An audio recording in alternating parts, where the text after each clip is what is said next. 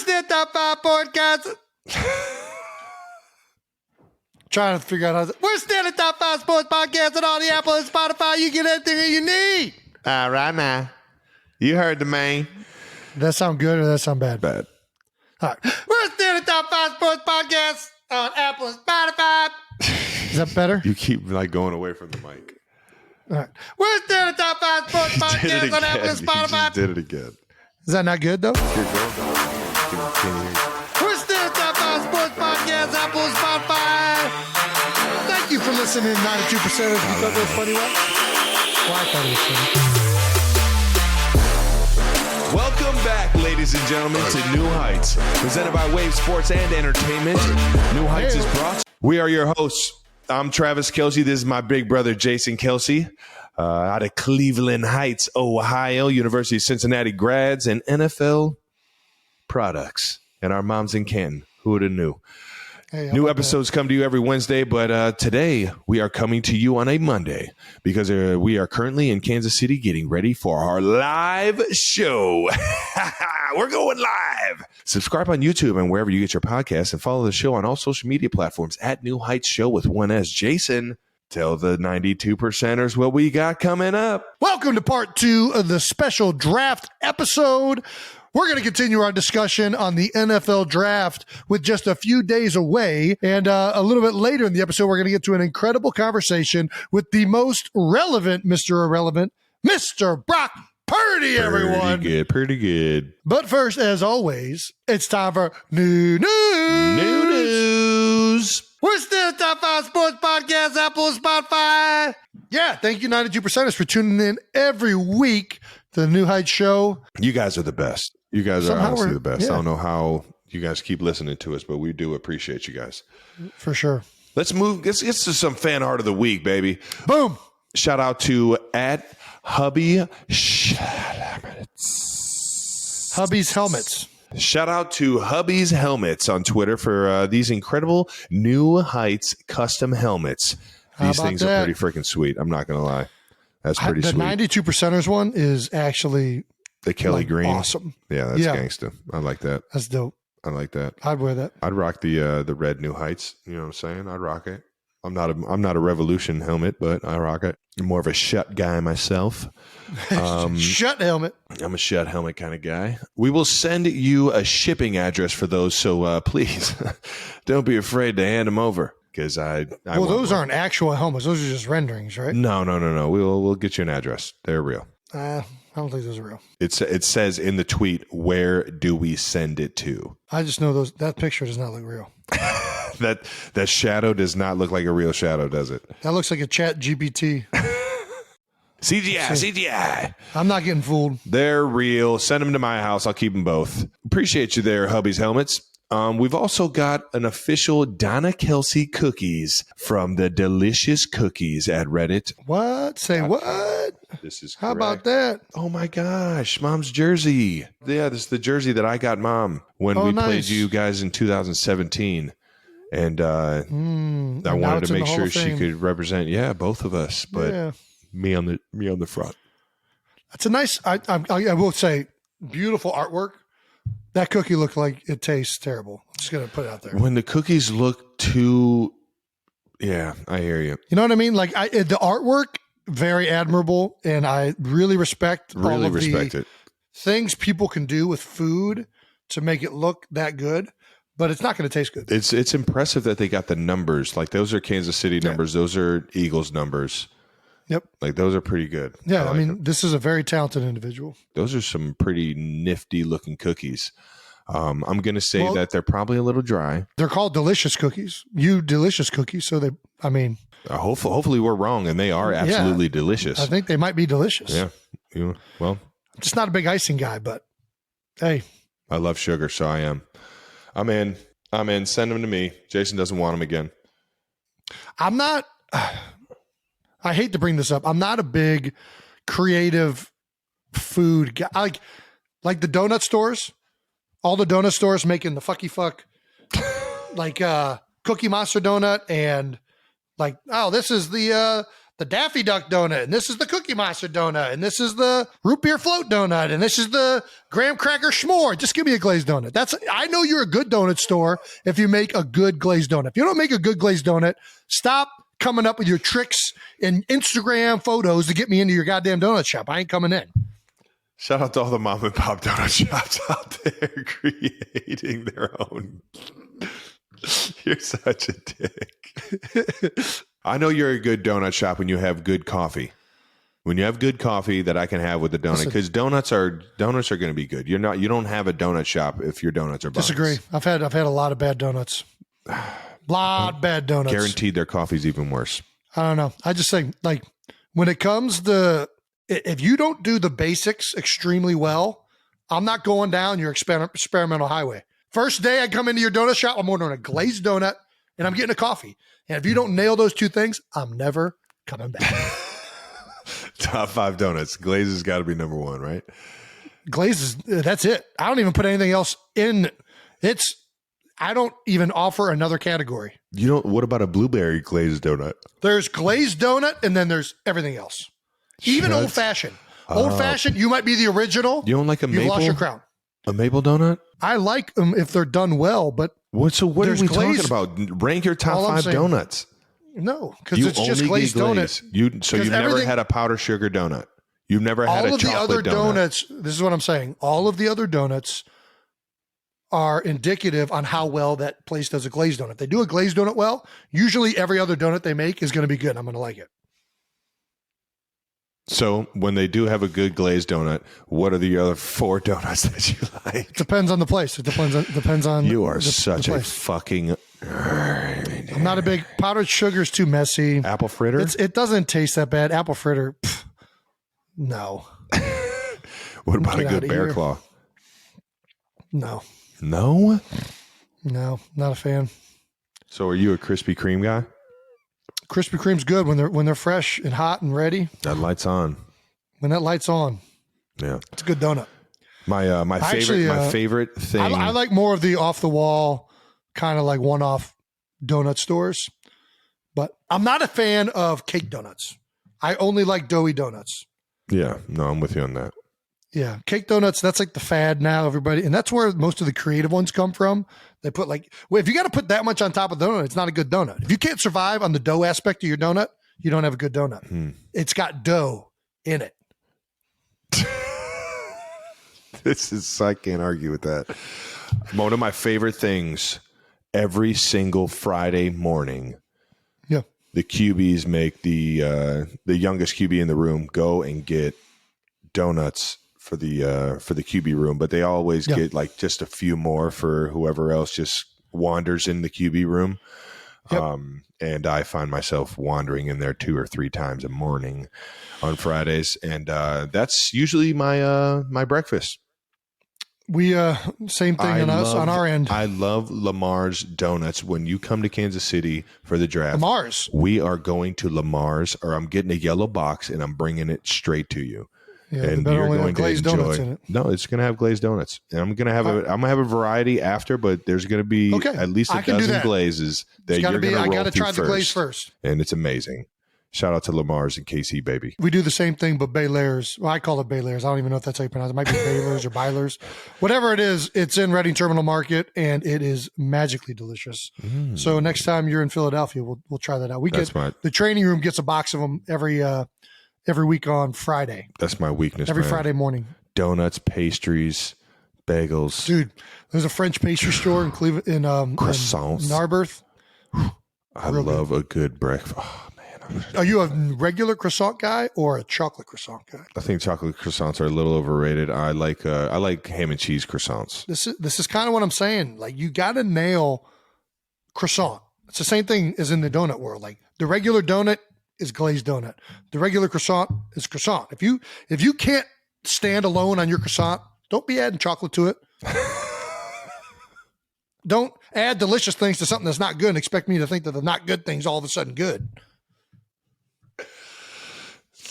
I mean, I can't argue with this thought process. I can't even get into it. You got to go with the original first to see if you actually like it. I'm with then it. You can explore. I'm with you it. can go down exploration highway. All righty. Where are we at? I've thoroughly gotten lost. Are we still on Art of the Week? Our last fan art mention of the week. We've officially been painted using a football from Samantha Woj Art. At Samantha Woj Art on Twitter. This video was absolutely unbelievable. She Look at her go. Drew us with literally a football that she looks like she got from like Dick's Sporting Goods. And the tip of a football. It is how does somebody learn? Unbelievable.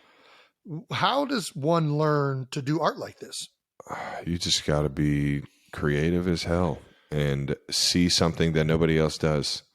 This so she's is clearly already she's already like traced everything out. So there's already like a template, but then she's adding color to it. Wow, this is impressive. That's crazy. She nailed the numbers. Look at the numbers. It's unbelievable. Look at this thing go. I love the time lapse videos. You can kind of just see it in quick form. Like this. I don't know if you guys know this, but this took a lot longer than what this video is portraying. It's a little known fact. These time lapses. That's unbelievable. That's amazing. That is incredible. I'm incredibly humbled. That's right. We only got one pair left. Thanks again to everyone who applied, sent things in, reached out. All right now. We'll have to book Arrowhead the next time we're in Kansas City with how many people reached out for these tickets. All right now. Our final pair of tickets goes to Chad Geyer, who actually sent us a video while he was in the hospital, which is wild. But all the more reason he is in the 1% of the 92%. Let's check out this video from Chad. Okay, New Heights. I'm using the sympathy card here. Just in the hospital after getting a tumor cut out of my pancreas for cancer. If you don't give it to me, you guys are going to look really, really bad. So I would recommend that you send me a couple of tickets to go to your show. I love listening to you. You crack me up. It's a blast. Super Chiefs fan, but let your conscience be your guide. Thank you. Chad, sorry to hear about your cancer, but congratulations. You are going to the live show. Let's go. Hell yeah. We'll see you there, brother. Yeah. Hope everything went well with the pancreatic tumor removal. And if it didn't, I don't even want to go there. God damn it, Jason. What are we doing, man? This is why we can't go live. I can't be a part of this. Chad would think it's funny. Shout out to Chad. Yeah, Chad, congratulations, Seems like big guy. Can't wait to see you up at the Kansas City Music Hall in our first live show, baby. There's no way we could say no to you. And shout out to the 92%ers. We appreciate everybody sending in all the requests, man. We wish we could have everybody show up, but yeah, you know what? Sometimes you snooze, you lose, and then you can get another chance next time if we don't fuck it up. So let's tee up some 12 bold topics about the NFL draft. We are days away from the 2023 NFL draft, and today we thought we'd focus more on the later round of the draft, since last week we heard about what it's like to be a first rounder from Cincinnati's own Sauce Gardner. Let's start this off with a question about higher draft picks versus lower draft picks. Okay. Do you think higher draft picks stick around longer or lower? That is in the league. What is who has longer careers? What's higher means first round, second round, or second and third included. Ooh, the middle rounds. Do you think the middle rounds are the ones that stick around the longest? No, I think first rounds are the ones that stick around. But it's skewed. If you went round by round, it'd be first round. But if you lump other rounds together, then it's just a numbers game, right? Because there's way more people in those later rounds, so they end up playing a long time. But I still think it's by far the first round has the longer careers on average. Yeah, no, I mean that makes sense. Usually the scouts aren't too far off about those guys in the first round, knowing that they're going to be making millions. How hard is it to make a roster as a later round pick? You would know. Man, to make the roster, I don't think it's that hard. Okay. Once you've been picked, I feel like the team has made an investment. I would say the majority of the time, the draft picks make the roster for at least the first year.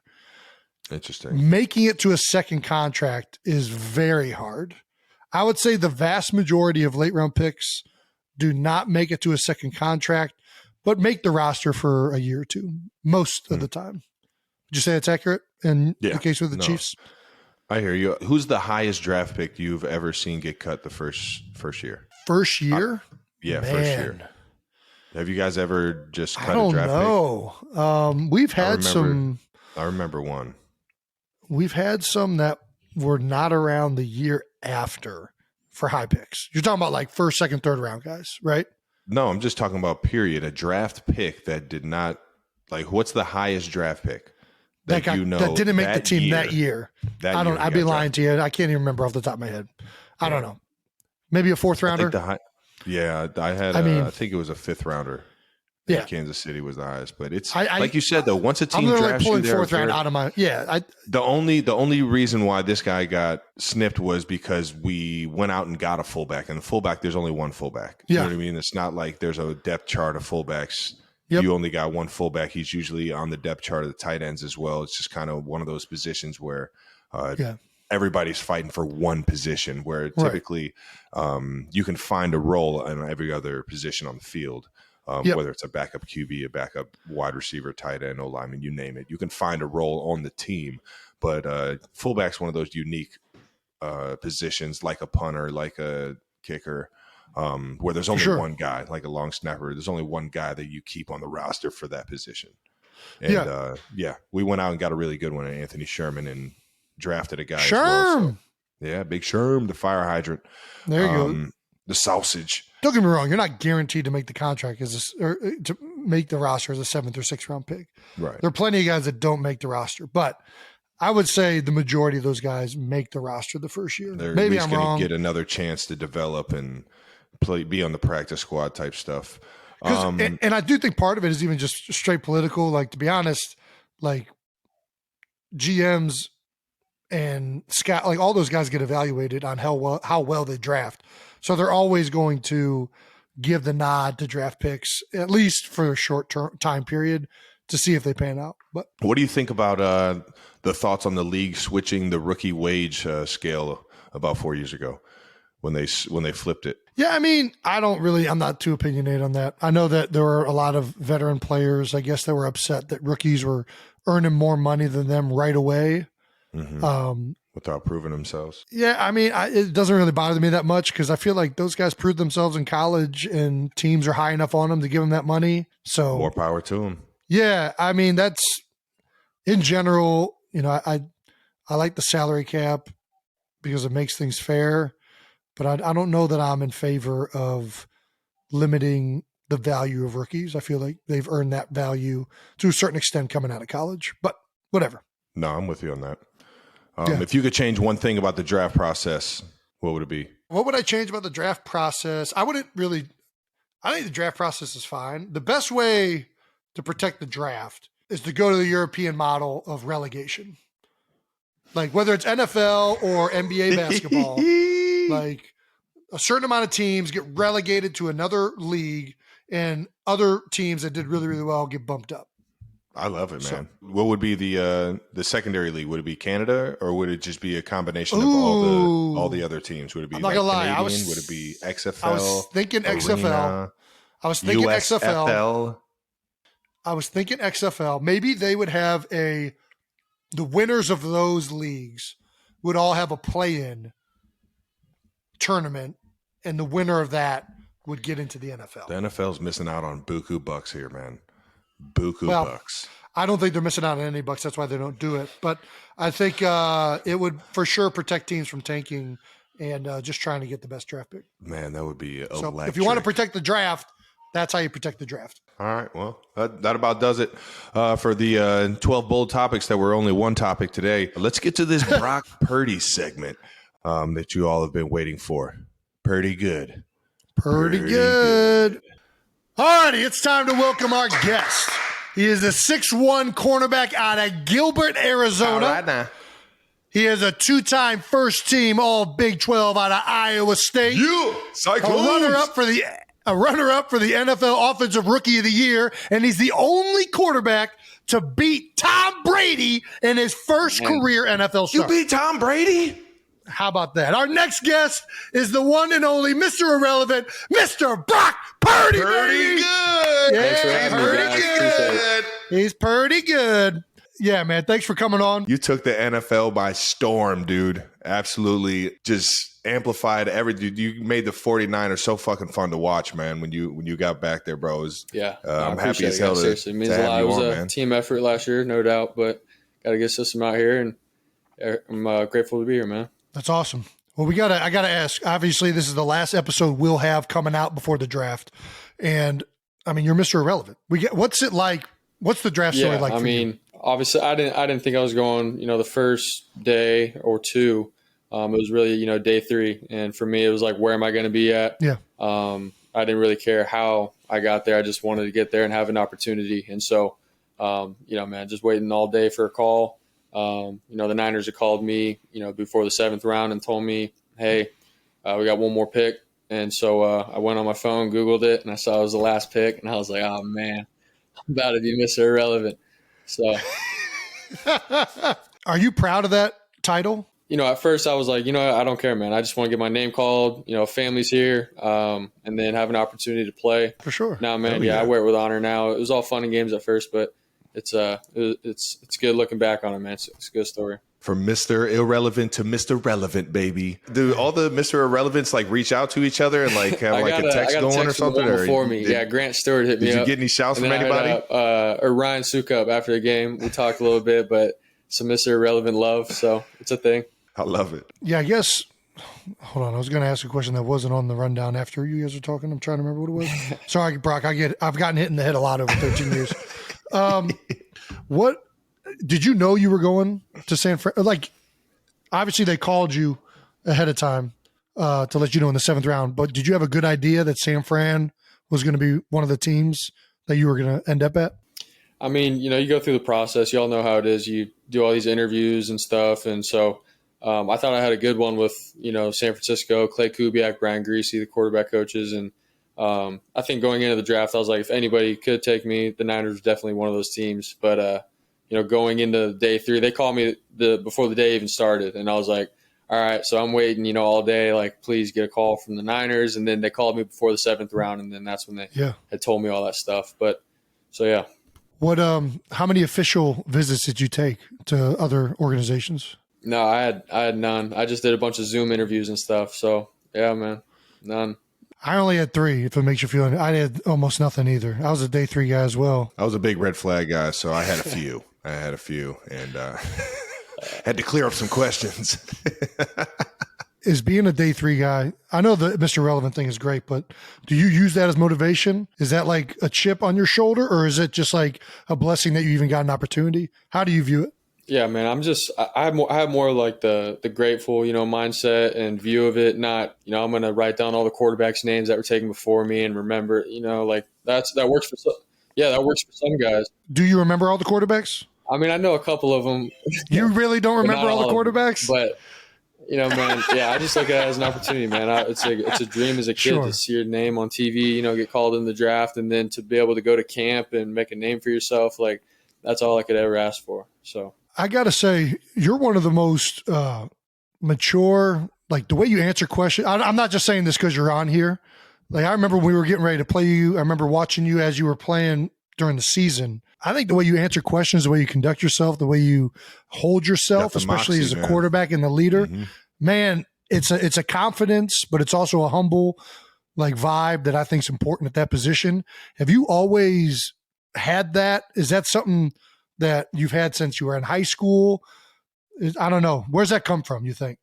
Yeah, I don't know. I mean, I think it's my dad, my faith. Saw all the stuff growing up. It's like, man, you're a part of something that's bigger than yourself. It's not all about you. And so I don't know, sort of have that kind of mindset going into every sport that I've played, baseball, football.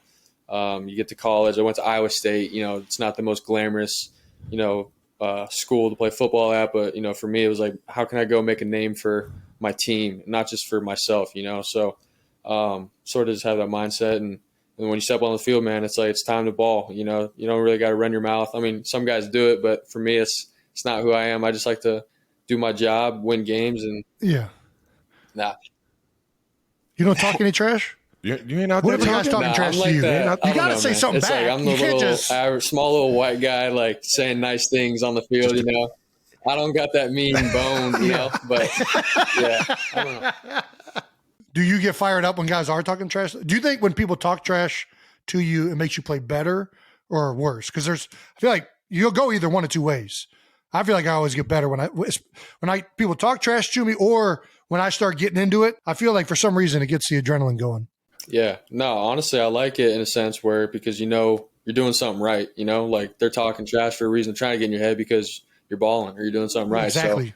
So, I sort of take it and I laugh at a lot of them, man. I think it's funny. It's good stories to tell guys on the sideline, but for the most part, yeah, it gives you something to play for. Time out. I got to ask, since you just said that, though, are there any what's the best thing that just made you laugh, somebody talking trash to you in the NFL or college, whenever? I mean, I think it was a playoff game this year, Seahawks, and I scrambled and I went left and I did a little like stutter step, like a high step. I got the first down, ran out of bounds, and the Seahawks linebacker was like, just cussing me out, telling me like, dude, you're white, like you can't high step me, like stuff like that.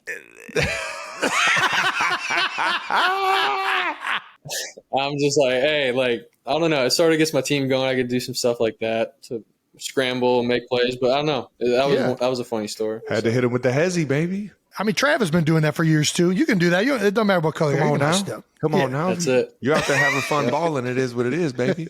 What were you doing on draft day? Where were you at? You said you were with your family.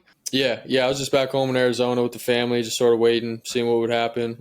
Didn't have a party or anything like that. We just kept it low key. And then when my name got called, we had some family friends come over, but it was a good time. Man, that had to be exciting going to one of the best teams in the league, man.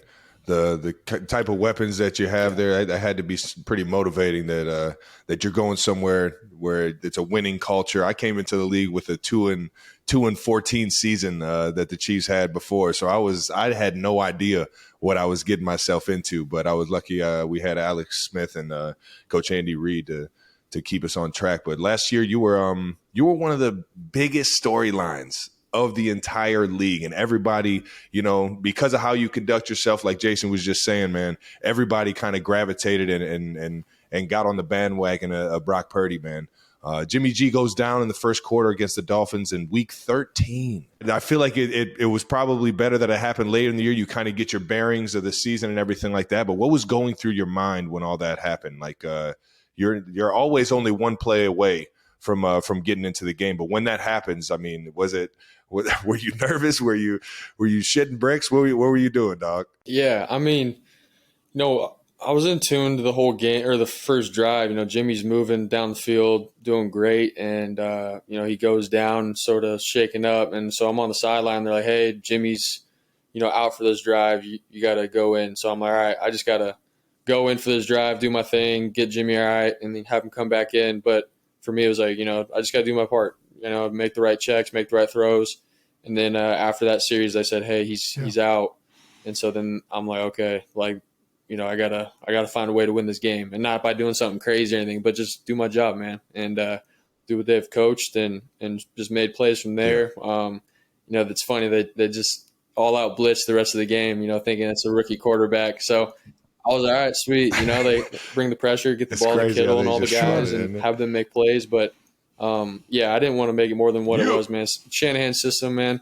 It's such a great system. Just got great run balance and pass game. So like all I got to do is do everything we've been doing at practice, go in and play football. So yeah, I wanted to ask you that because obviously, I mean, Shanahan's system is like the hot thing in the NFL. Everybody's trying to go to it, implement different pieces and parts of it. But you in college, you guys were like an air raid offense, right? At Iowa State, like it was like 5 wide. Bombs over Baghdad, if I'm not mistaken. What was that like going from an offense like that to the Shanahan offense? Yeah, I mean, just coming it's pro style, man. You're going to center a lot more. You got a lot of play action pass. The run game ties with the pass game, and it sets things up. And to me, man, as a quarterback, I love it. In college, you're in shotgun, you're signaling plays in. Defenses can pick signals and they know sort of what's coming. But here, man, it's like it's a chess match, and these guys have been doing it forever. He comes from a legendary father who won a Super Bowl with the Broncos, and it's like to be able to learn from a guy like that and just have my eyes get open to what real football is. It's it's a blessing. So I love playing quarterback in this system. Hell yeah. Is he in like the quarterback room, Kyle? Yeah, You know he's leading everything. We're reviewing practice, going over everything. So it's a blessing, man, having him break down everything for us. That's awesome, man. What going back to that game, after that game, what was the biggest difference that you noticed right away from college to the pros? You talking about the Dolphins game or? Yeah, or just after this your first year in it, I should say. Yeah, I mean, just the mental part, man. You know, college, you got, you know, guys, you're playing Texas, Oklahoma, these schools that got big dudes, they're fast, you know, they're tall and all that kind of thing. That's the same thing in the NFL across the board. But, you know, I think the mental part, the preparation, walking up to the line with 2 plays on, you know, like almost every play and getting into the right play. And then, all right, you're in the right play. Now, what are my matchups? Yeah. What's the cover? Like all that stuff, you know, now is in effect. And so I think those are all things that, you know, definitely separate guys from, you know, being average to being great, you know. So, I mean, you know how it is. But. The mental aspect, baby. You already know. I want to talk about your teammates, man. Which teammates were probably the most helpful throughout it all? Yeah, man. I mean, Trey for sure. Trey Lance, him going down in the season, and then being in every meeting, you know, helping Jimmy and then myself. You know, when I got in, man, Trey was right there, just with everything, just advice, and I couldn't appreciate it more. And then George awesome, Kittle, man. G. Yeah. I was hoping you're going to say G Kittle, man. Oh, he's awesome, man. Just I'm a serious guy. I like to, you know, make sure I'm doing my thing. I don't want to mess up, you know, for my teammates, man. So I'm all, you know, serious and whatnot. But Kittle just brings so much joy, man, of playing the game. Yeah. Like you're playing in the NFL, you get to, yeah, man, you get to have fun with it, you know. He's looking at the sky cams and stuff during the game. I'm like, dude, come on. But he's just got a good perspective. Yeah, he's got a good perspective on just enjoying where you're at. So I'll always be appreciative of George. I love it, man. Did he actually come up to you in the NFC Championship game and ask you if you could throw left-handed? Yeah, man. Dude, he wanted to win. And he was like, dude, throw with your left hand. And I'm like, I can't, man. I wish. Yeah. So. I got to ask, how'd that feel? I mean, I know the answer to that. That's a stupid question. Man, that was frustrating. It was frustrating for us, honestly. I mean, it was great that we were winning the game, man. But you never want to see a team like that in that like position. Obviously, losing you was hard enough. Then losing your next quarterback, then you're in there playing, and we know you can't throw the ball. Yeah. I don't know, man. I was feeling for you guys. Do you think if your UCL is intact, you guys beat us? I got to ask you. I have to know. I mean, yeah. I mean, I go into every game thinking, right, like that's the answer. We're going to win this game. So I'll leave it at that. But yeah, I mean, I was just hurt more for the older guys, man. Answer. You know, like Trent Williams, Eric Armstead, George, like those guys that have been in it for so long. They put everything in, and then to have some, you know, like that go down. I mean, it's out of our control and everything. It's part of the game, so there's no excuses to it. But yeah, it is what it is. How are you doing right now with the UCL? Doing good, man. Just taking it one day at a time, doing the rehab. You know, obviously I can work out and do all that with my body and stuff. It's just, you know, my arm, got to get it right. So it's going good, though. Dude, I've torn my UCL twice on my elbow. Damn. Luckily, I don't play quarterback, so they don't even fix it. I don't know if you know that. Unless you does this have anything to do with it. With your snaps? No, I just suck at snapping. That has nothing to do. I wish I could blame it on that. It's actually my left elbow, not my right. But never mind. Anyways, yeah, not a fun injury, but you had a great year. It was a joy watching you. We got to talk about this though. Your partnership with B-Dubs. Yeah, man. We got to get to it. How did that come about? How did Brock Purdy become sponsored with BW3s? Yeah, I mean, just going into last year, you know, of having confidence in myself, being able to play in the NFL, I just felt like I was slept on, which is all good. But it's the same thing with Buffalo Wild Wings and their burgers, man. They're slept on. They're a wing place, but them burgers are slept on. Ooh, let's go! Look at him! Yeah, that's good shit right there. A big part of the partnership is focused on burgers, though. Are you a big burger guy? Are you burgers versus wings? Which ones you going for? I mean, yeah, burgers for sure. I love having wings on the side. So, I mean, if you go to B-Dubs, man, you can get a burger and 6 boneless wings for just $1. So make sure you go over to B-Dubs and get that going. Hey. All right, little combo.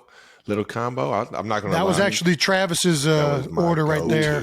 I got that barbecue bacon burger with the fries. Get some, what was my go-to wings were honey barbecue and Parmesan garlic. Yeah, those are two good flavors. Cracking every single time. Have you guys ever tried the atomic wings? No. I tried it one time because Jason decided to put it on my wings that I had left over in the fridge. When I tell you, I did that? There's nothing more frustrating than heating up some wings in the fridge and just getting your entire mouth set on fire. Like you think you're eating something real mild. You're thinking you're eating something real mild, and you're getting a freaking prank pulled on you because your brother's just a fucking asshole and wants to just ruin your day. Yeah, sorry about that. I apologize. Honestly, I just wasn't expecting it. And did you do well? I don't remember this. How'd you handle it? I'm still scarred. I don't eat leftovers anymore. Are boneless wings actually wings? I think so. No chance. They're chicken nuggets. I am going to be on this campaign, Buffalo Wild Wings. Boneless wings are just chicken nuggets. Listen, they're delicious. I'm not saying they're not good, but it's clever marketing, guys. It's clever marketing, but that is not a wing. A wing has to have bones. Have you ever seen a chicken with boneless wings? No. I feel you, but dude, yeah. I just can't. I can't say that right now. You know? Don't buy into it, Brock. Don't buy into it, Brock. Do you think you get this partnership if you weren't the last pick in the draft? Do you think that helped build the storyline and everything like that? I think, that's a big reason why we're partners now, man. Yeah, it's a big reason for sure. Slept on. You think so? You don't think you dominating as a rookie and playing and almost leading your team to a Super Bowl wasn't a big part of why you're sponsored by BW3s? I think either way, just the fact that the burgers are slept on and, being the last draft pick, it just correlates well. I don't know about going to the Super Bowl and all that kind of stuff. I don't know if I would have got the deal. So, well, I'm just saying you were close and you didn't get the chance to prove it. But yeah, I'm sorry. I'll stop asking you about boneless wings. Oh yeah, I like the lemon pepper and teriyaki, man. Yeah, teriyaki. Yeah. That's old. That's real old school. That is nice. You dipping those wings in ranch or blue cheese? Ranch for sure. Ranch? Oh, come on, Brock. No, you gotta go with the blue cheese. Nah, dude, just keep it simple, man. No, you gotta go with the blue cheese. Nah, I think that might be an Ohio thing, man. I'm like Arizona. Yeah, I think it's a fat guy thing. I think that's what I think when you're an offensive lineman, you just dip things. I don't put cheese. salad dressing on my wings, so I'll let you guys have both of those. You don't do either? No, I just enjoy the sauce, Jason. Respect. Really? Yeah, no. Wow. Are you a dry rub or a sauce guy? Yeah, I like dry rub, honestly. Yeah. Yeah. Lemon pepper dry rub. What about you, Trev? I'm dry rub for the most part. But I will. You're dry rub with no sauce. Barbecue sauce though.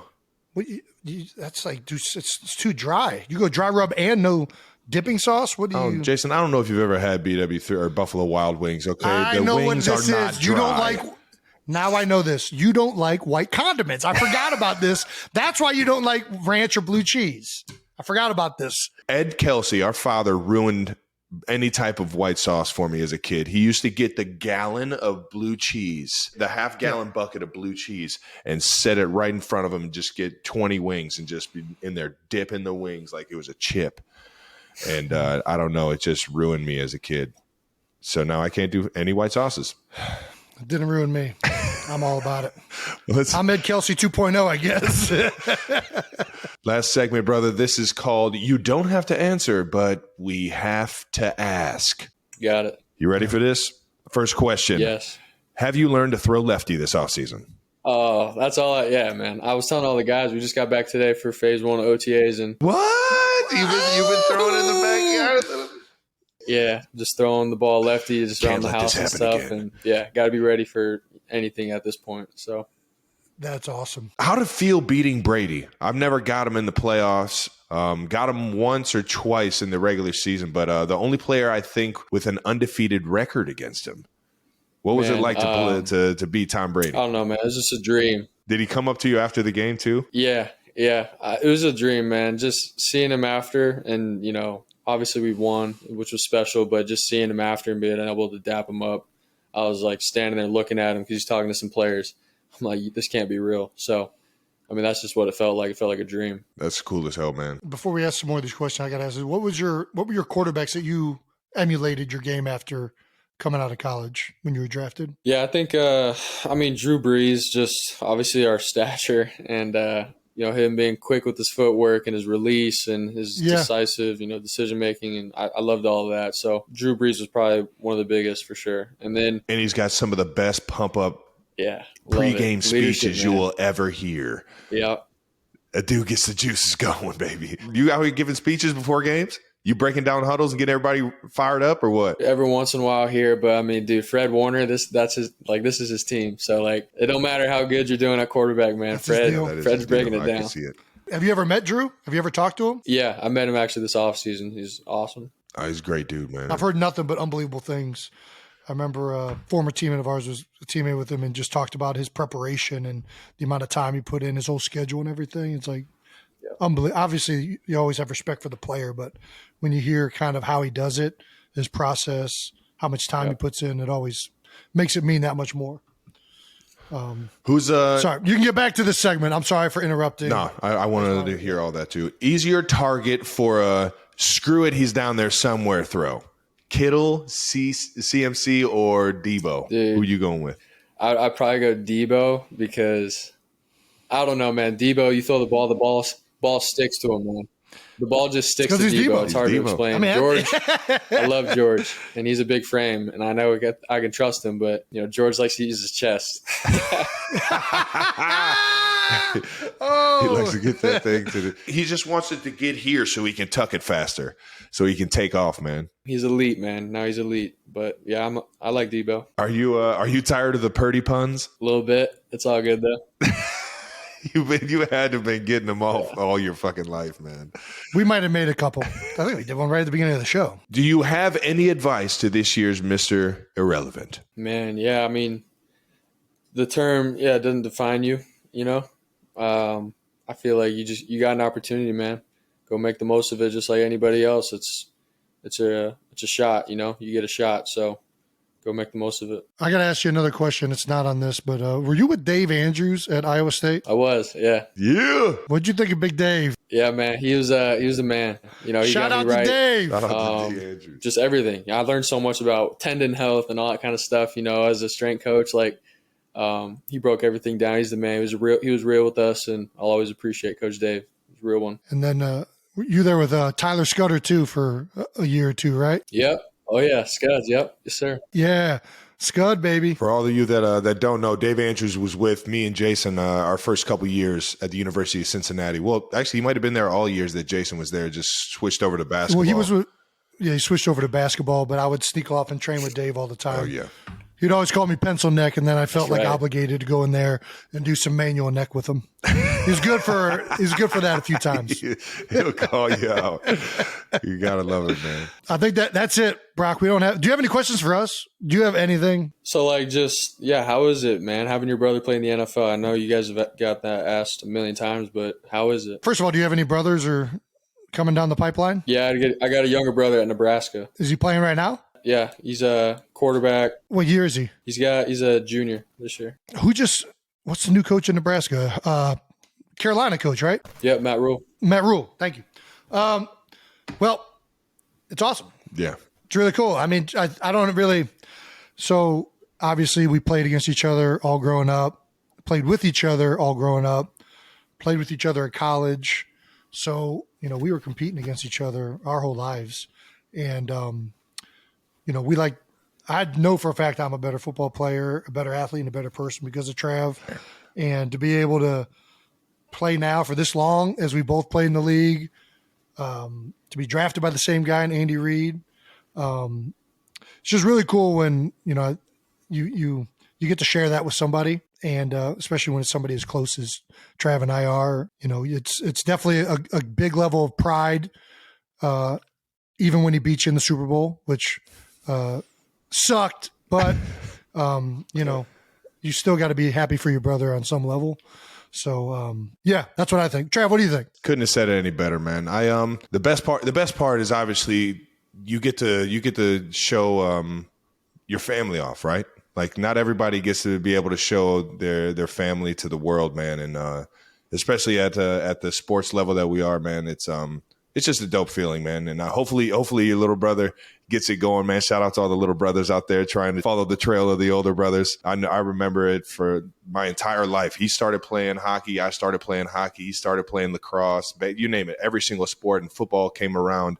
I only played because Jason played, man. And it's cool to be here and at the peak of both of our games and doing it right, man. So, but yeah, it's just a fun thing, man. It's a blast, man. Hopefully you can, the Purdy family can experience it too someday. Yes, sir. That's awesome. I got to say one other thing outside of us. What's really cool too is just our entire hometown. Like, there's so many coaches and people that helped us become better athletes and formed us into what we are as people.